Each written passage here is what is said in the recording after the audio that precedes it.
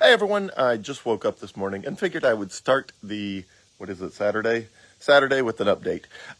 So wanted to talk about volatility, why volatility is good, and why you should welcome it at this point in the journey, and why even extremely predictable things are volatile. And I'll walk through some examples of that. So first of all, why it is good. Things that are volatile have the ability to go up. Things that are not volatile don't. So there is no asset, and I'll explain why this is the case in the second half of this video. There is no asset that has no volatility that has huge upside. That's just that asset does not exist in the world, which means if Bitcoin was very boring, meaning if it never changed more than 1% a week, up or down, it tells you we've probably arrived at Bitcoin being the monetary system of the world. Then that's just the way it is, and it's just going to be not volatile. And so if you want Bitcoin to have a huge upside, which I'm guessing you do, most people seem to want Bitcoin to have a huge upside, including me, because it means you're adopting the technology early in the technology adoption life cycle, then that means it's going to be volatile. So the volatility of Bitcoin means if it can plunge 27% in a series of weeks, that means it can also rise 40% in the series of weeks. So however big the downside plunges are, that tells you that it has the ability to do huge upside swings as well. Again, if an asset no longer has volatility, that means you're not going to get the same upside that you're going to get if you have some volatility with it. Okay, so all that to say, even though the price drops, are not fun, it is worth considering that every time there is a bright price drop, it's worth thinking, without these price drops, it would mean you were a lot later to the party. And so, the bigger the price drops, the earlier you are to the party. And that tells you that there's still a lot of volatility left in Bitcoin, which means there's still a lot of upside left in Bitcoin, which means you're still early to the process. Okay, so why are stable things valuable? So I'm going to use two hypothetical examples, one a stock and one actual gold. One second. Okay, so Bitcoin is the most predictable thing in the world. From the day of Bitcoin's launch on January 3rd of 2009, we have known exactly how many Bitcoin will be in circulation at every single point between that day and the year 2140, when the $21 million total coins is in circulation, which is the most Bitcoin that will ever exist, is 21 million. So however much you own, that is your share of 21 million that will ever exist. So why is something that's so incredibly predictable as far as supply, why does the price go all over the place? And the answer, of course, is because of demand, is even if the supply is predictable, the demand is not. So let me give you an example of a hypothetical asset. Let's say I launch a stock on the stock market, and this is the Joel stock. And here's how it works. I just announced to the world, there's no good way of doing this, otherwise it'd be a fun experiment, but I announced to the world that there's this stock, trades under this ticker Joel, Joel, and it has this unique characteristic, that on day one, it pays a dividend of $1 on day one. On day two, it pays a dividend of $2. On day three, $3, all the way through day 1,000. And on day 1,000, it pays $1,000 dividend, and then after that, zero. It's worthless after that. Now, that would be the most predictable stock that has ever existed in the world, because on every single day for 1,000 days, you know exactly how much it's going to pay you in a dividend, and you know that at the end, it's going to be zero. Okay, so what would happen? You would think something that is completely predictable like that would have a linear sort of price rise or price fall, but that's not what would happen. So this thing is announced, and the very first thing that would happen is people would think, it must be a scam. Joel's not really going to do it.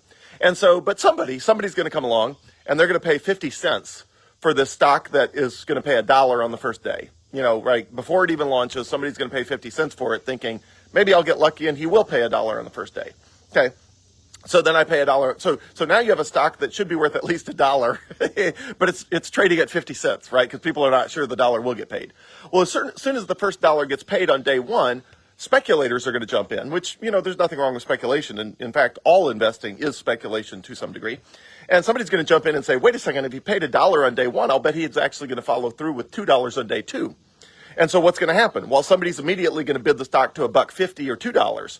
Well, then somebody's going to say, hey, but wait a second. this stock is actually super valuable because he's going to pay $3 on day 3, $4 on day 4, all the way to $1,000 on day 1,000. Like, I don't know what that total is, 1,000 plus 999 plus 998 plus 997, work your way back.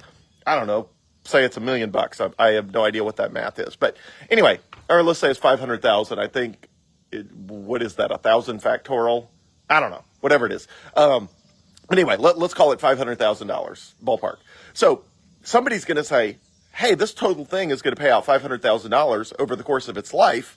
That's at least worth $100,000. So the price very early is going to spike from basically nothing to $100,000.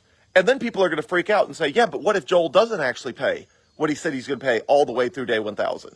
And so the price is going to crash from $100,000, way down to $50 or something crazy. And then people are going to say, oh, wait, but he does keep paying. We're only on day 20, but on day 20, he's actually paying out the $20. Maybe that means on day 1,000, he will pay out the $1,000. So then the price is going to zoom from $50 up to $200,000. And then it's going to crash down to, $100,000. And then it's going to zoom to $350,000. Then it's going to crash to $200,000. And it's going to go all over the place. And towards the end of the 1,000 days, people are going to speculate, hey, maybe it's going to keep going past 1,000 days. So some people are going to be bidding on the fact that they think, even though the whole thing is programmed to not pay anything after 1,000 days, they're going to think, hey, maybe Joel will just keep it going. So people are going to bid the stock way high in anticipation. Then when it becomes clear that no, he said it goes to zero after 1,000 days, it's going to crash again. So when you take a step back and you look at that price over that time, it's going to be extremely volatile. Even though in retrospect, when all the dust settles and it became clear that the whole thing worked just as planned, $1 on the first day, $2 on the second day, all the way through $1,000 on day 1,000, and then it goes to zero. Even though it did completely 100% the predictable thing it was supposed to do, if you look at the stock chart over those 1,000 days, it would be absolutely all over the place. So that's an example of something that is completely predictable, but that the human psychological behavior of people anticipating whether it's going to happen all the way through the 1,000 days, whether it's going to continue past the 1,000 days, and buying it in anticipation that, hey, if I buy it on day 4, I can get the value of all the days from day 5 through day 1,000, and so they're going to bid the price way past, technically, the $4 you're supposed to get on day 4. So very predictable things can be very unpredictable as far as value based on demand. So Bitcoin works the same way, even though the supply of Bitcoin is completely predictable, and even though we know in the year 2140 there's going to be 21 million, and the value of Bitcoin, it never goes to zero because the Bitcoin, unlike my stock example, Bitcoin never goes away. And in my stock example, it just goes away at day 1,000. Bitcoin never goes away. When it reaches 21 million coins, they continue to circulate for the rest of, human existence. Even so, even though that supply side is extremely predictable, the most predictable thing, frankly, that humans have ever created or that exists anywhere in the world, even so, it is, the demand side of what is that worth is all over the place. Although much less, volatile now than in the early days. So another example is gold. In the last 13 years or so, I think gold peaked at like $1,800 an ounce in 2011. Then it crashed to $1,200 an ounce between then and now gold is up at about $2,400 an ounce. So that's a wild price swing. That's a doubling of the price of gold over that time span. Of course, Bitcoin's up way more than that, but doubling the price of gold over that time span, and a crash from $1,800 an ounce to $1,200 an ounce, a 33% reduction in the price of gold. Now, gold's an asset that's been around for 5,000 years as a monetary instrument. People have been using gold for its monetary properties for 5,000 years. My prediction is that Bitcoin replaces gold because Bitcoin has superior monetary properties, able to be sent over space and time and more easily stored, more divisible, more authenticatable. It's just Bitcoin is superior to gold in every monetary way. But gold's been around for 5,000 years with a pretty predictable, 1.5% to 2% new gold gets dug out of the ground every year. That's 1.5 to 2% new gold gets dug out of the ground every year. So even with something that with as predictable as a 5,000-year-old element on the periodic table, its price can still swing pretty wildly after 5,000 years, and that's because gold was never fully monetized. Ultimately, gold was not lacked important qualities that would enable it to become the monetary system of the world. And so even though the world was on a sort of gold standard, not really, it was never really on a gold standard because, the fiat currencies were always sitting on top of gold, and those were always being inflated because you couldn't really use gold as a currency. And so fiat currencies were always, sort of, even if they were pegged to gold, they were sitting on top of it and they were fluctuating wildly in supply. So anyway, even the price of gold, which is the most predictable element as far as supply and demand in the universe, even that, the prices goes up and down considerably. So to recap here, volatility is a good thing. As long as there's volatility in Bitcoin, it means there's a lot of upside in Bitcoin. When Bitcoin is the future monetary system of the world, it will appreciate in value at the rate of productivity growth, which is about 2 to 3% a year, which means 100 years from now or 50 years from now or maybe even 30 years from now. If all you do is sit on Bitcoin, you should be able to have your purchasing power increase by 2% to 3% a year. And that is because the supply of Bitcoin will be fixed, but the total amount of goods and services that humans are capable of producing based on population growth and productivity growth is about 2% to 3% a year. So in the future, you'll be able to just sit on Bitcoin and your purchasing power will go up by 2% to 3% per year.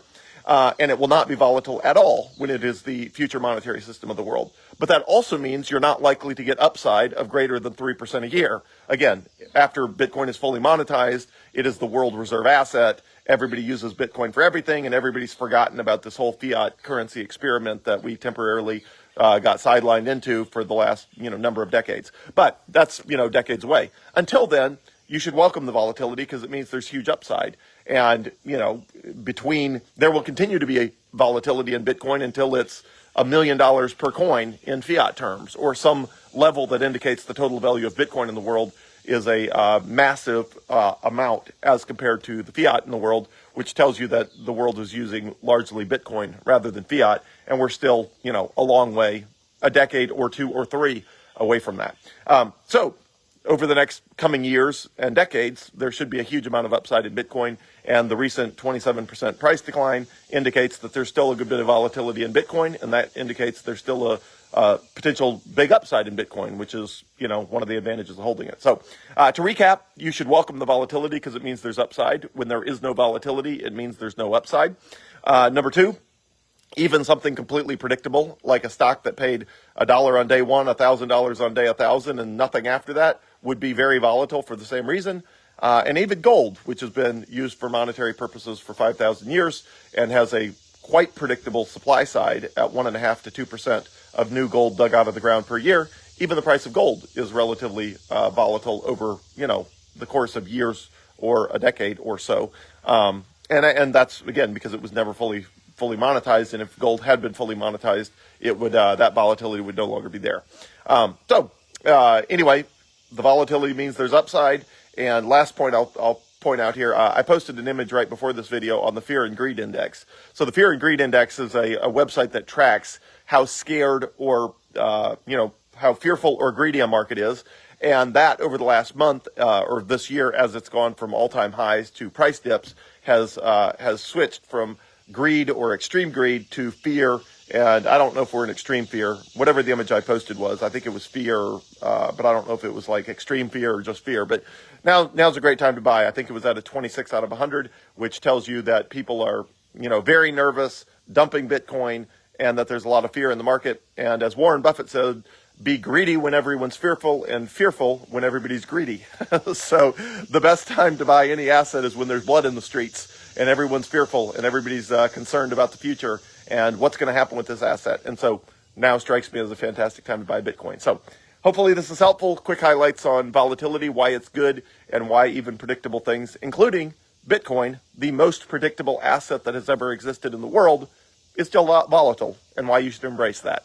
So enjoy your Bitcoin journey and stack as much of it as you can at these cheap prices of $56,800. Enjoy the journey. Thanks.